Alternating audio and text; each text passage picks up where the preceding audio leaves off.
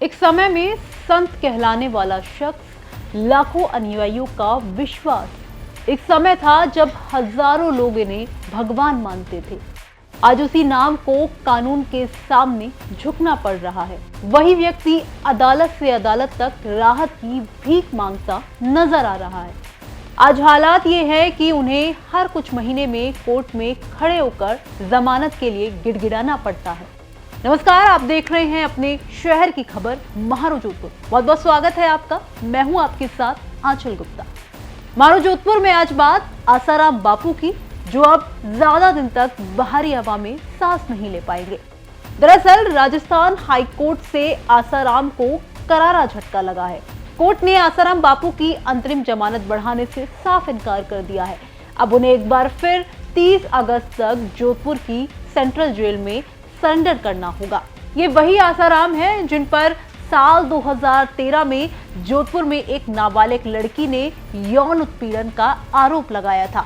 लंबी सुनवाई के बाद 2018 में कोर्ट ने उन्हें आजीवन कारावास की सजा सुनाई।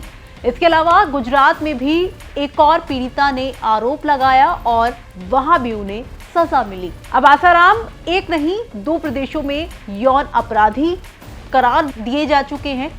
पिछले कई महीनों में आसाराम बीमारियों का हवाला देकर जेल से बाहर अंतरिम जमानत पर थे। जनवरी 2025 में सुप्रीम कोर्ट ने गुजरात केस में स्वास्थ्य कारणों का हवाला देकर 3 महीने की अंतरिम जमानत दी थी। इसके बाद राजस्थान हाई कोर्ट ने भी इन्हीं शर्तों पर जमानत दी। मार्च से जुलाई तक बार बार जमानत बढ़ती रही, कभी 3 महीने, कभी 1 महीना। हर बार अदालतों से कुछ दिन की राहत मिलती रही। आसाराम के वकील हर बार कहते स्वास्थ्य ठीक नहीं है, इलाज जरूरी है। लेकिन इस बार हाई कोर्ट ने राहत देने से पहले एक शर्त रख दी कि अहमदाबाद सिविल हॉस्पिटल में मेडिकल जांच हो। कोर्ट ने आदेश दिया कि 3 विशेषज्ञों का मेडिकल बोर्ड बने। इस बोर्ड में 2 कार्डियोलॉजिस्ट और 1 न्यूरोलॉजिस्ट शामिल किया गया। कोर्ट ने साफ कहा कि मेडिकल रिपोर्ट ईमेल से भेजी जाए। रिपोर्ट सीधे कोर्ट को भेजी गई और रिपोर्ट ने ही आसाराम की जमानत पर ब्रेक लगा दिया। डॉक्टरों की राय थी कि स्थिति स्थिर है, कोई गंभीर खतरा नहीं है। सरकार की ओर से पेश हुए वकील दीपक चौधरी ने भी यही दोहराया। अब इलाज के नाम पर जेल से बाहर रहने की कोई जरूरत नहीं है। कोर्ट ने साफ शब्दों में कहा कि अब अंतरिम जमानत आगे नहीं बढ़ेगी। अब आसाराम को हर हाल में 30 अगस्त 2025 तक जोधपुर सेंट्रल जेल में सरेंडर करना होगा। हाँ, अदालत ने एक विकल्प जरूर छोड़ा है कि अगर भविष्य में कोई मेडिकल इमरजेंसी हो तो नई अर्जी दायर की जा सकती है। दिलचस्प बात यह है कि गुजरात हाई कोर्ट ने आसाराम को 3 सितंबर तक की अंतरिम जमानत दे रखी है, लेकिन राजस्थान हाई कोर्ट ने अपनी स्वतंत्र सोच दिखाते हुए जमानत देने से इनकार कर दिया है।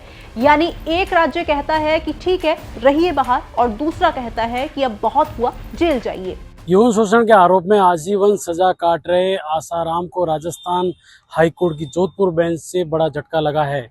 जनवरी 2025 के तीसरे सप्ताह से लगातार अंतरिम जमानत पर जेल से बाहर चल रहे आसाराम की अब अंतरिम जमानत बढ़ाने से इनकार कर दिया गया है। हाईकोर्ट के इस फैसले से अब आसाराम को एक बार फिर से जोधपुर की सेंट्रल जेल में सरेंडर करना होगा। जस्टिस दिनेश मेहता और जस्टिस विनीत कुमार माथुर की डबल बेंच ने आसाराम की ओर से अंतरिम जमानत को आगे बढ़ाने के लिए आवेदन किया गया था। हाईकोर्ट ने 29 अगस्त तक अंतरिम जमानत को आगे बढ़ाने के निर्देश दिए थे। हालांकि अहमदाबाद के सिविल अस्पताल से 3 वरिष्ठ डॉक्टरों की मेडिकल बोर्ड बनाया जाए, जिसमें 2 कार्डियो व 1 न्यूरोलॉजी विशेषज्ञ को शामिल किया जाए। कोर्ट ने आसाराम की जांच के बाद मेडिकल बोर्ड की रिपोर्ट ईमेल के जरिए रजिस्ट्रार जुडिशियल को भेजने के निर्देश दिए थे। बुधवार को आसाराम की अंतरिम जमानत को आगे बढ़ाने पर सुनवाई हुई। उस दौरान सिविल अस्पताल अहमदाबाद की रिपोर्ट का अवलोकन करने के बाद कोर्ट ने अंतरिम जमानत को आगे बढ़ाने से इनकार कर दिया है। हाईकोर्ट को अंतरिम जमानत को आगे नहीं बढ़ाने के आसाराम को बड़ा झटका लगा है। आसाराम की ओर से अधिवक्ताओं ने काफी प्रयास किया आसाराम की अंतरिम जमानत आगे बढ़ाई जाए, क्योंकि फिलहाल गुजरात हाईकोर्ट से भी 3 सितंबर तक अंतरिम जमानत मिली हुई है। ऐसे में आसाराम की अंतरिम जमानत को बढ़ाना चाहिए। सरकार की ओर से अतिरिक्त महाधिवक्ता व राज्य के अधिवक्ता दीपक चौधरी ने कहा कि सिविल हॉस्पिटल की रिपोर्ट के अनुसार फिलहाल आसाराम की स्थिति ठीक है। ऐसे में आसाराम की अंतरिम जमानत को आगे नहीं बढ़ाना चाहिए। हाईकोर्ट ने रिपोर्ट देखने के बाद आसाराम की अंतरिम जमानत को आगे बढ़ाने से साफ इनकार कर दिया है। हालांकि कोर्ट ने आसाराम को स्वतंत्रता दी है कि वो चाहे जब भी बीमारी की आशंका हो तो तत्काल चिकित्सक सुविधा ले सकते हैं और नए सिरे से हाईकोर्ट में आवेदन कर सकते हैं। आपको बता दें कि आसाराम 2013 से जोधपुर की सेंट्रल जेल में यौन शोषण के आरोप में बंद है और उसके बाद 2018 में आसाराम को आजीवन सजा सुनाई गई थी। इस दौरान आसाराम को गुजरात में भी यौन उत्पीड़न के मामले आजीवन सजा का भी आदेश दिया गया है। ऐसे में आसाराम जेल से बाहर आने के कई प्रयास कर चुका लेकिन राहत नहीं मिली है।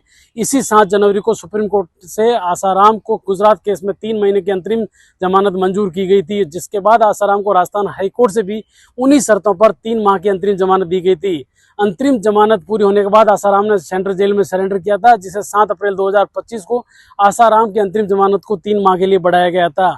तो साफ तौर पर देखा जा सकता है कि अब आसाराम को राजस्थान हाईकोर्ट से बड़ा झटका लगा है।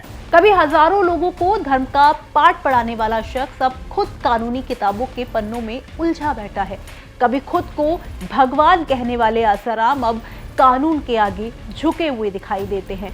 बार बार कोर्ट से राहत की भीख, हर बार बीमार हूं की पुकार, लेकिन इस बार कानून ने साफ कर दिया है कि न्याय की छड़ी सबके लिए बराबर चलती है। आसाराम के लिए बाहर की हवा अब कुछ दिन की मेहमान रही। अब देखना यह है कि 30 अगस्त को क्या आसाराम अपनी मर्जी से सरेंडर करेंगे या कोई नया पैंतरा आजमाएंगे। आपको क्या लगता है कि क्या आसाराम की बार बार की जमानत कोशिशें कानून का मजाक है या बीमारी वाकई वजह है? आपका इस खबर पर क्या कुछ कहना है? कमेंट बॉक्स में हमें लिखकर बता सकते हैं। मारो जोधपुर में फिलहाल इतना ही। ये खबर भेजी थी जोधपुर से हमारे रिपोर्टर अशोक शर्मा ने। फिर हाजिर होंगे आपके शहर की एक और खबर के साथ। फिलहाल इस खबर में इतना ही। नमस्कार।